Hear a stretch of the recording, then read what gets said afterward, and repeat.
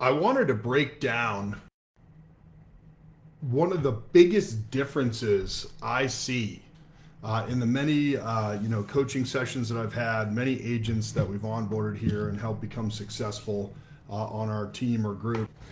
Really, the difference between um, maybe what I did in my real estate career, or what I see agents on my team doing to be super successful. Okay, the difference between winning and losing in real estate is following a consistent schedule, and that's not super sexy, right?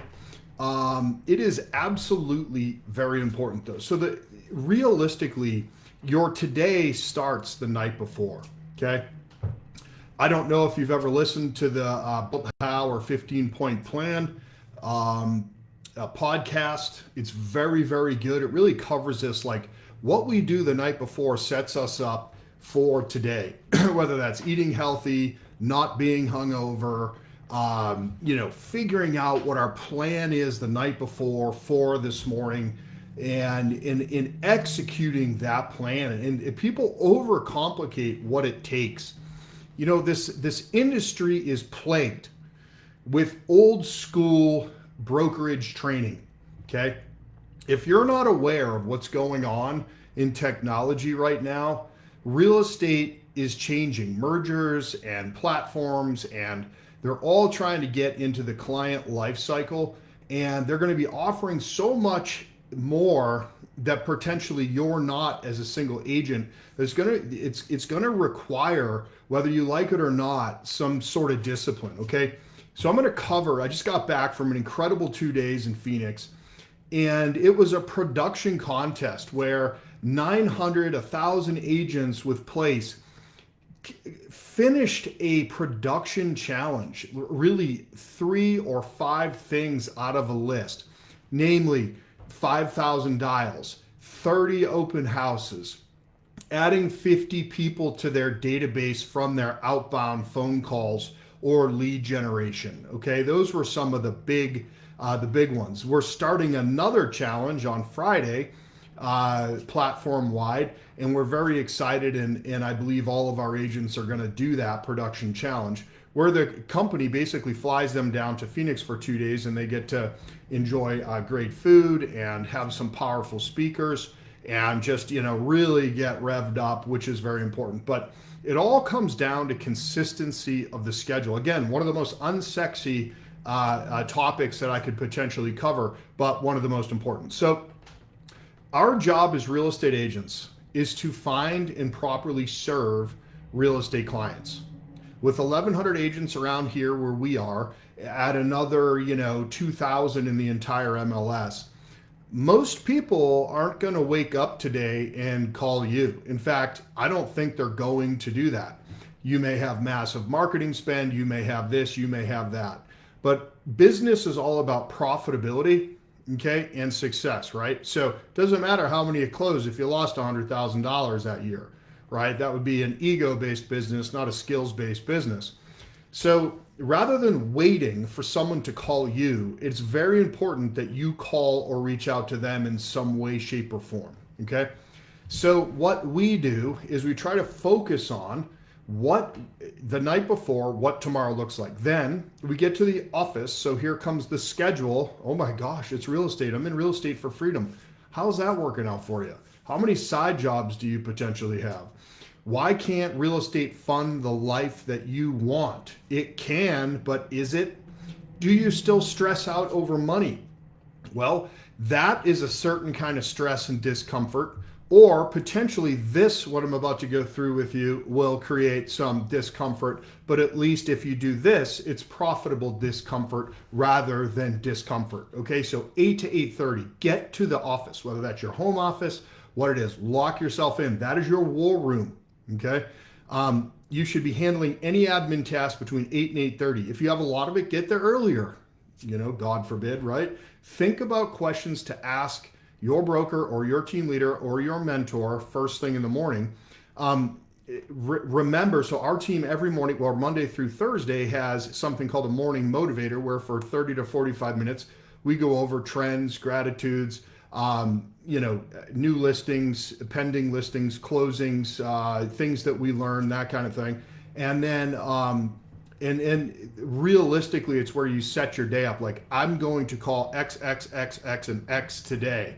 Get that lined up. Our agents fortunately get to come in and they get to have that whole entire list made for them, where they just have to click a button, call, click a button, call, click a button, call, click a button, call, right? And their goal every day is to get up to 20 connects, okay?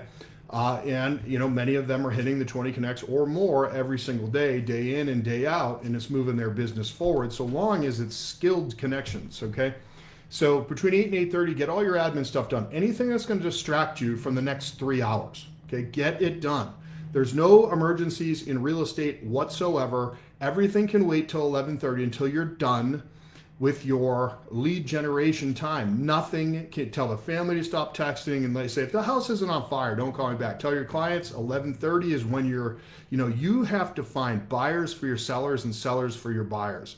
That's what your job is in the morning. The reason why it's in the morning, because you'll never do it in the afternoon. You're picking kids up, you're doing this, you're doing that, you're playing golf.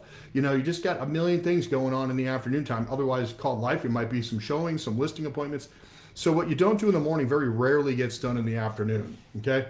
8:30 to 9:15, find some way to get this noggin in a good mood. Powerful, confident. It is so important. So we call it a Monday, and if you ever want to come to it, well, I don't care where you work, what part of the country you're in, it doesn't matter to me. We come from contribution here. I mean, if you've watched anything I've ever done, is give it away and blurt out all the dirty stuff, nasty, messy, middle stuff of my life. Right? I couldn't care. Like, I share everything. There's no script. There's no process. There's no nothing. I won't just freely give to you. If you want it, just ask. Okay. I had my team the other day. I don't ever really get mad at them, but I got mad at them the other day when I looked at my Google Drives. My Google Drives are all private. I told them to put it to public because, again, most people never do these things. They could have a system sitting squarely in front of their face and they won't do it. But in the event that it could help you in your business, I'm happy to share it. So again, whatever you need, just ask. Now, 8:30 to 9:15. Okay. It's mandatory that our agents come to 3 of those a week. If they want, more, they can come to 4. And then on Friday, we have a very powerful call, typically with Chris Suarez, one of our founders at Place. And, that is as motivating as you're ever going to get. Okay. Chris is the good dad in our company. Ben, they call the bad dad. But anyway, but he's not bad at all. He's just different.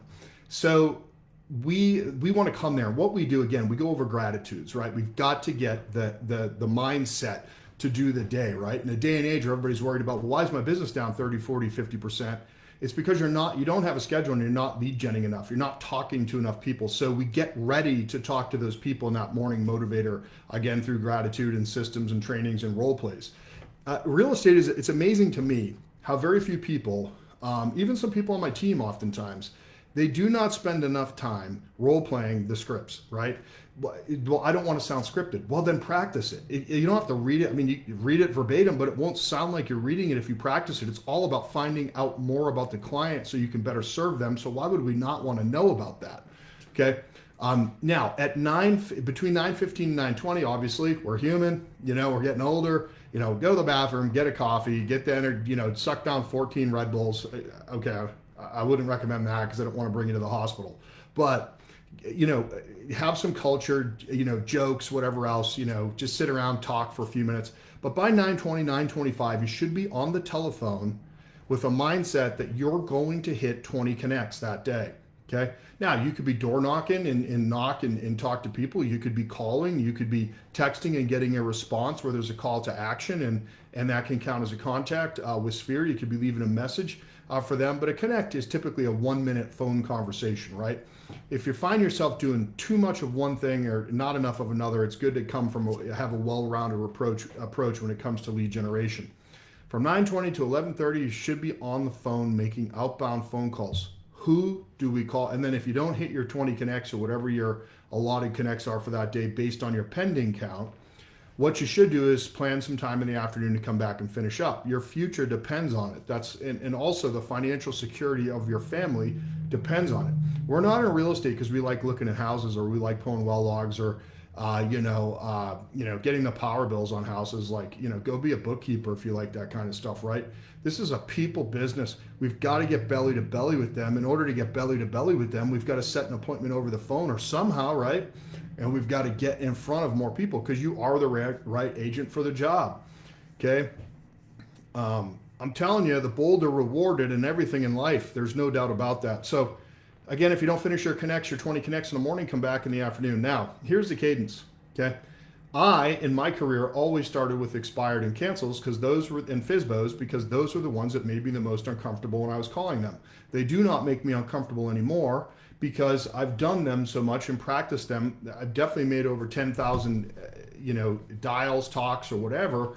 And, now that we're up into the 1,500 closing range, there's not much that raises my blood pressure when it comes to that because I'm so practiced at it, but I didn't get practiced at it by complaining, whining, and not calling them. I got practice at it by just doing that and feeling uncomfortable. And the longer you feel uncomfortable with something, the more comfortable it becomes. You're just expanding, right? So that's very important. Those people are saying they were just on the market or were recently. FSBOs are currently on the market, just not with an agent. And someone who canceled may still want to sell their house. It just wasn't a fit with that agent, or the marketing plan wasn't good, and or most of the time, as we all know, it may not be the agent unless they never ask for weekly price reductions.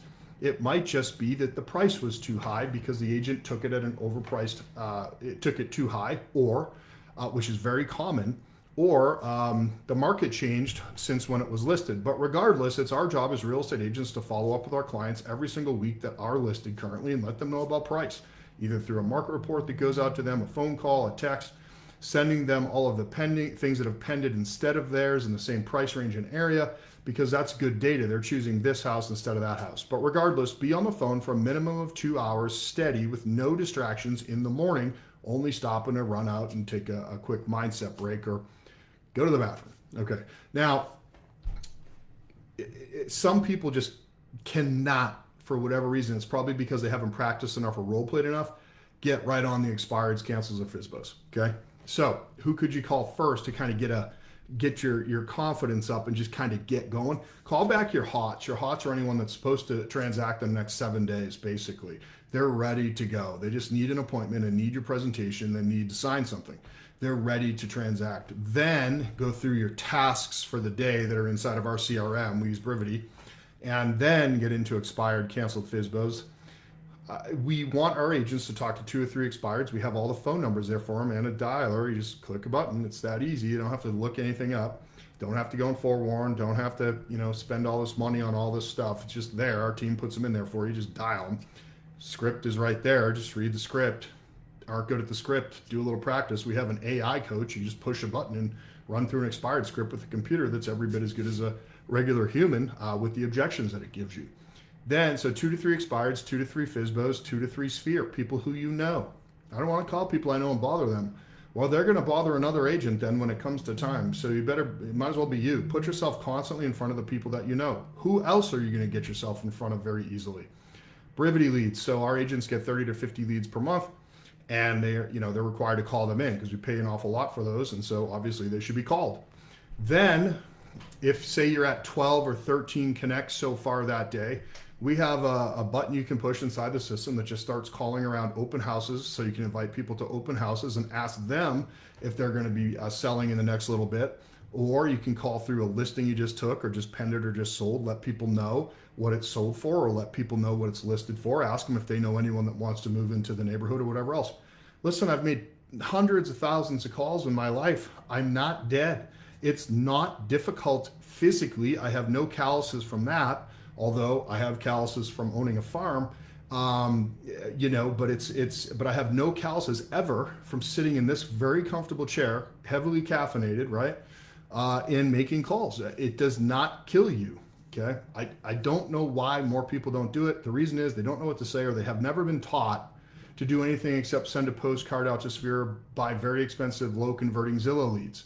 You cannot build a business on only the internet leads. It's simply impossible. It's one thing, but it's not the thing. The cheapest and most profitable way is to get tough enough through practice and repetition, repetitious boredom, and call people. Again, people get angry. It raises people's blood pressure when I talk like that, but it's just so important. So That's if you can get basically your 8 to 12 all dialed in. There is nothing that in practice before you get into game time, there is nothing that's going to stop you in this business. There is absolutely no way your business will go down if you do that practice call, then learn from the calls what went wrong or where you didn't set it or what you could have done better, self-critique, and then go and practice that a little bit more, and then go back tomorrow and do it again over and over and over, and then track everything and watch what happens to your gosh darn business. Okay.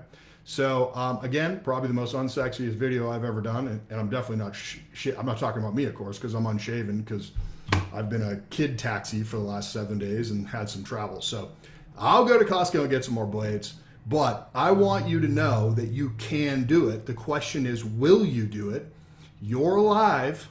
You have an opportunity and also really a responsibility to move forward, not backwards. And that requires a level of discomfort. And again, you can thank me later, but if I were you, I'd get out there and do that today. Have a good one.